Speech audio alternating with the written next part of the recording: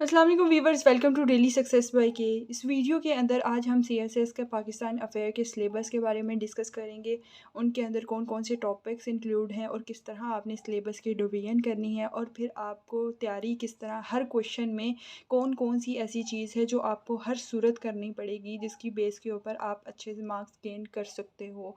और एंड पर आपको कुछ बोनस टिप्स भी दी जाएंगी ताकि आप एक्स्ट्रा मार्क्स गेन कर सको। तो सबसे पहले आपके सामने आपको स्क्रीन पर शो हो रहा है how to prepare Pakistan affairs. पहले हम सिलेबस देखते हैं। सिलेबस को बेसिकली उन्होंने दो हिस्सों के अंदर डिवाइड किया हुआ है, एक प्री पार्टीशन एरा और एक पोस्ट पार्टीशन एरा।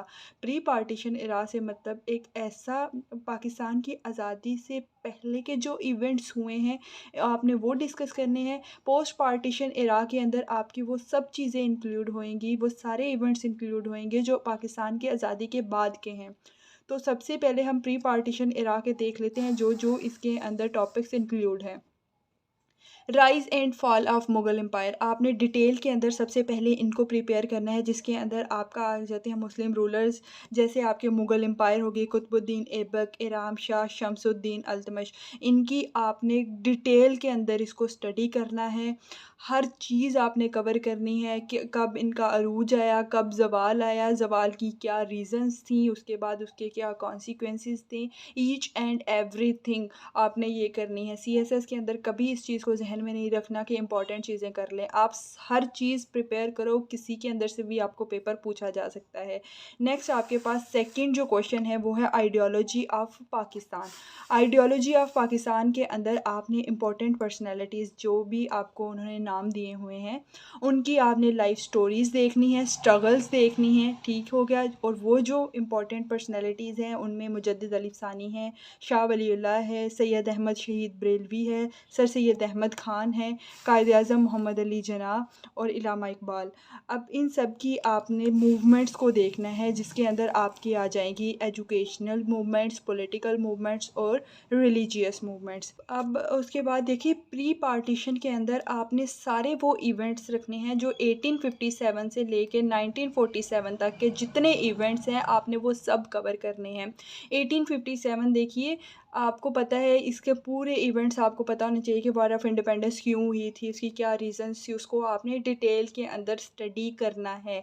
ठीक, सही हो गया। ये आपके सारे थे प्री पार्टीशन एरा से रिलेटेड।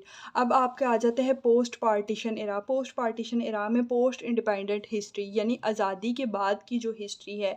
आपको पता है आज़ादी होने के बाद पाकिस्तान को बहुत सारे चैलेंजेस का सामना करना पड़ा था, उसके अंदर आपने सारे अर्ली चैलेंजेस देखने हैं। कॉन्स्टिट्यूशनल एवोल्यूशन देखनी है, पॉलिटिकल डेवलपमेंट देखनी है, civil military relations, role of judiciary देखनी है, और करंट अफेयर्स के हवाले से आपने ये चीज़ें प्रिपेयर करनी हैं। Foreign policy relation, geographic and strategic importance, socio economic challenges, security challenges, economic challenges, recent socio political development. सही होगा। ये था आपका सिलेबस। अब आपको सिलेबस का पता है तो अब आपको नेक्स्ट चीज़ का पता होना बहुत ज़रूरी है, जो कि है the best formula for CSS preparation. उसके लिए आपका बेस्ट फार्मूला है, आपने ये वर्ड हमेशा हर क्वेश्चन को तैयार करने से पहले जहन में रखना है, हील, HEAL। अब हम डिस्कस करेंगे word for H, E for, A for और एल फॉर। हम इन सबको डिस्कस करेंगे कि ये हमें हर क्वेश्चन में इनको जहन में रखना क्यों ज़रूरी है।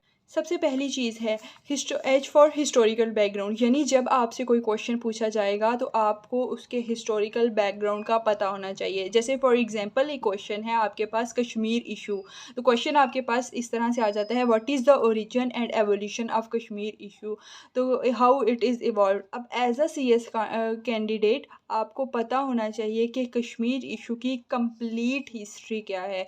तो लिहाजा आपने जो क्वेश्चन प्रिपेयर करना है उसमें आपने हिस्टोरिकल बैकग्राउंड उस क्वेश्चन का आपको ज़रूर पता होना चाहिए।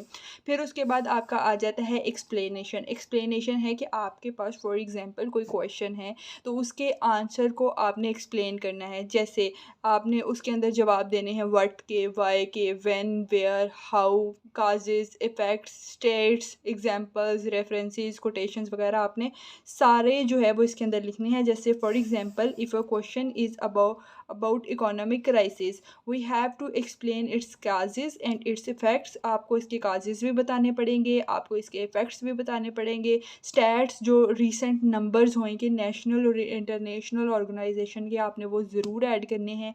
एग्जांपल्स ऐड करिए, रेफरेंसेस आप और ऑथेंटिक रेफरेंसेस दें, ताकि आपके क्वेश्चन को इन्हीं सारी चीज़ों से सपोर्ट मिलती है।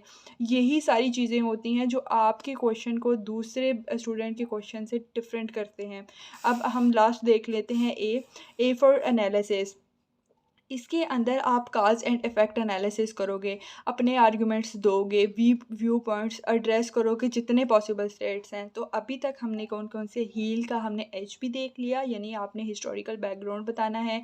ई फॉर एक्सप्लेनेशन भी देख लिया।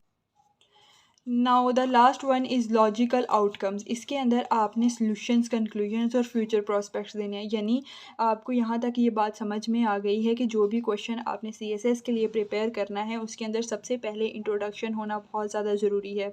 आपको इसका हिस्टोरिकल बैकग्राउंड पता होना चाहिए। फिर ई फॉर एक्सप्लेनेशन आपने करनी है, ए फॉर एनालिसिस उस क्वेश्चन का करना है, और एल फॉर आपने लॉजिकल आउटकम्स देने हैं।